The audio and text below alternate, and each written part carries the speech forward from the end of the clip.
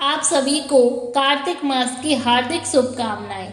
आज से आपको मेरे इस चैनल पर कार्तिक महात्म्य रोज सुनने को मिलेगा। कार्तिक महात्म्य सुनाने से पहले मैं आप सभी को कार्तिक महीने के महत्व के बारे में बताना चाहूँगी। हिंदू पंचांग के अनुसार 8वां महीना कार्तिक मास कहलाता है। यह मास सबसे पवित्र माना जाता है।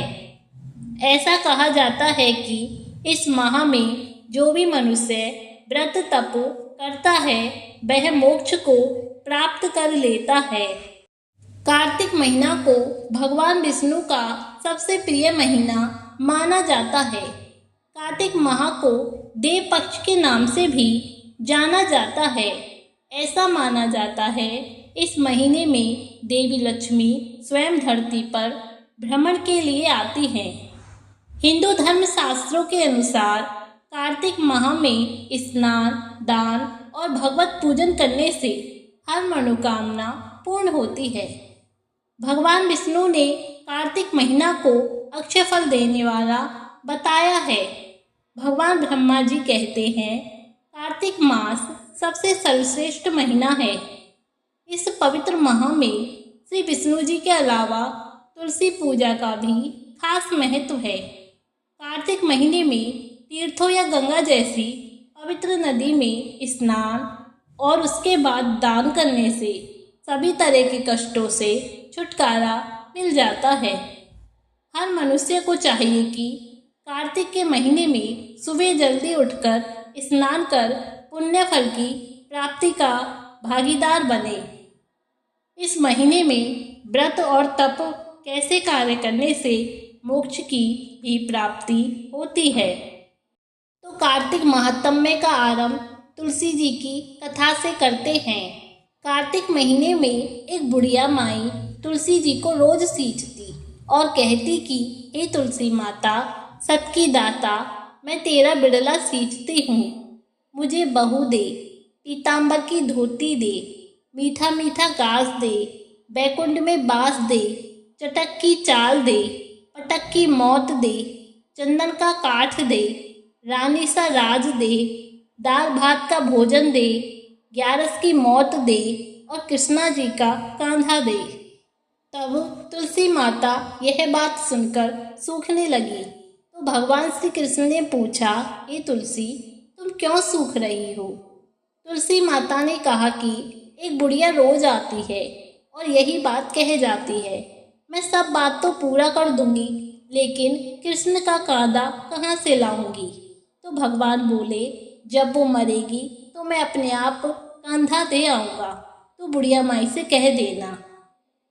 जब बुढ़िया माई मर गई, सब लोग आ गए। जब बुढ़िया माई को ले जाने लगे तो वह किसी से न उठी। तब भगवान एक 12 वर्ष के बालक का रूप धारण करके आए। बालक ने कहा, मैं कान में एक बात कहूँगा तो बुढ़िया माई उठ जाएगी। बालक ने कान में कहा, बुढ़िया माई मन की निकाल दे, पीताम्बर की धोती ले, मीठा मीठा घास ले, बैकुंठ का बास ले, चटक की चाल ले, पटक की मौत ले, कृष्णा जी का कांधा ले। यह सुनकर बुढ़िया माई हल्की हो गई। भगवान ने कंधा दिया और बुढ़िया माई को मुक्ति मिल गई। हे तुलसी माता, जैसे बुढ़िया माई को मुक्ति दी वैसे सबको देना। प्रेम से बोलो तुलसी माता की जय, भगवान श्री कृष्ण की जय। अब हम शुरू करेंगे कार्तिक मास महात्म्य का पहला अध्याय। नैमिषारण्य तीर्थ में श्री सूत जी महाराज 88,000 शौनकादिक ऋषियों से बोले, अब मैं आपको कार्तिक मास की कथा विस्तार से सुनाता हूँ, जिसे सुनकर मनुष्य सब प्रकार के पापों से छूटकर अंत समय में बैकुंठ को प्राप्त होता है। सूत जी बोले, श्री कृष्ण जी की आज्ञा लेकर देवर्षि नारद के चले जाने पर सत्यभामा प्रसन्न होकर लक्ष्मीपति भगवान से कहने लगी, हे नाथ, मैं धन्य हुई, मेरा जीवन सफल हो गया। मेरे जन्मदाता भी धन्य है, जिन्होंने मुझ जैसी त्रिलोकी सुंदरी को जन्म दिया, जो आपकी 16 सहस्त्र स्त्रियों के मध्य में आपकी परम रानी बनकर पत्नी कहलाई। मैंने वह कल्पवृक्ष आदि पुरुष आपके साथ नारद जी को विधि पूर्वक दान दे दिया, परंतु वही कल्पवृक्ष मेरे घर लहराया करता है, जिस बात को मृत्युलोक में कोई भी स्त्री नहीं जानती। हे त्रिलोकीनाथ, मैं आपसे कुछ पूछना चाहती हूँ। आप मुझे विस्तार पूर्वक कार्तिक महात्म्य की कथा सुनाओ, जिसको सुनकर मेरा हित हो गया तथा जिसके कारण से कल्प पर्यंत भी आप मुझसे विमुख न हो। सूत जी बोले। सत्यभामा के ऐसे वचनों को सुनकर हंसते हुए श्री कृष्ण जी सत्यभामा का हाथ पकड़कर तथा अपने सेवकों को वहीं रोककर विलास युक्त अपनी पत्नी को कल्प वृक्ष के नीचे ले गए और हंसकर कहने लगे, हे प्रिय, 16,000 रानियों में से मुझे तुम प्राणों के समान प्यारी हो। तुम्हारे लिए मैंने इंद्र से तथा देवताओं से भी विरोध किया। हे कांते, जो बात तुमने पूछी है उन अद्भुत बातों को सुनो। सूत जी बोले। एक दिन श्री कृष्ण भगवान ने सत्यभामा की प्रिय कामना के लिए गरुड़ पर सवार होकर इंद्रलोक जाकर कल्प वृक्ष मांगा। तब इंद्र के मना कर देने पर गरुड़ का इंद्र से घोर युद्ध हुआ और गौलोक में गरुड़ जी ने गौ से युद्ध किया। गरुड़ की चोंच की चोट से उनके कान और पूंछ कटकर गिर पड़े। उनके रुधिर से 3 वस्तु उत्पन्न हुई, कान से तंबाकू, पूंछ से गोवी और खून से मेहंदी। इन तीनों के प्रयोग करने से मोक्ष प्राप्ति नहीं होती। तब गौ ने भी क्रोध में भरकर गरुड़ को मारा, जिससे उनके 3 पंख टूटकर गिर पड़े।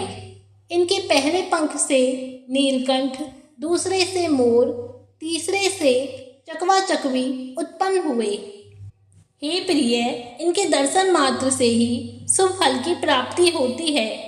यह सुनकर सत्यभामा बोली, हे प्रभु, मैंने पिछले जन्म में कौन कौन से दान, व्रत और जप नहीं किए। मेरा कैसा स्वभाव था तथा मैं किसकी पुत्री थी और मुझे मृत्युलोक में जन्म लेना पड़ा। मैंने ऐसे कौन से शुभ कर्म किए जिससे आपकी अर्धांगिनी हुई। कृष्ण बोले, हे प्रिय, जो तुमने पूर्व जन्म में शुभ कर्म किए हैं विस्तार पूर्वक कहता हूँ।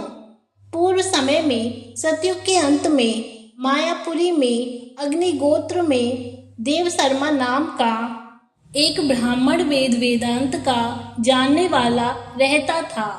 वह रोज अतिथियों की सेवा, हवन और सूर्य भगवान की पूजा किया करता था। उसका तेज सूर्य के समान तेजस्वी था। उसके वृद्धावस्था में गुणवती नाम की कन्या हुई। उसका विवाह उस पुत्रहीन ब्राह्मण ने चंद्र नाम के अपने शिष्य के साथ कर दिया। चंद्र को अपने पुत्र के समान मानता और चंद्र भी उसे अपने पिता के समान सम्मान देता था। एक दिन वे दोनों कुश और समिधा लेने के लिए वन में गए।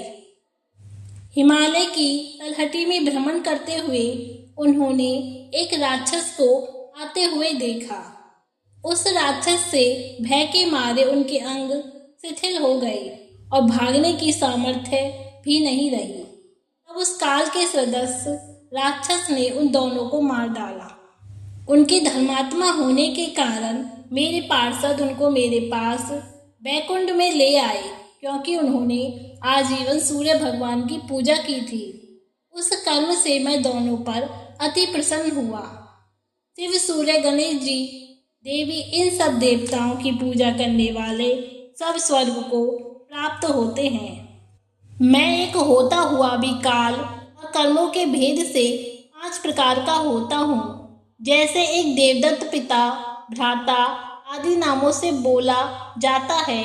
जब वह दोनों विमान पर चढ़े हुए सूर्य के समान तेजस्वी, रूपवान, चंदन और माला धारण किए हुए मेरे भवन में आए तो दिव्य भोग भोगने लगे। तो इस तरह कार्तिक मास महात्म्य का पहला अध्याय समाप्त हुआ। धन्यवाद।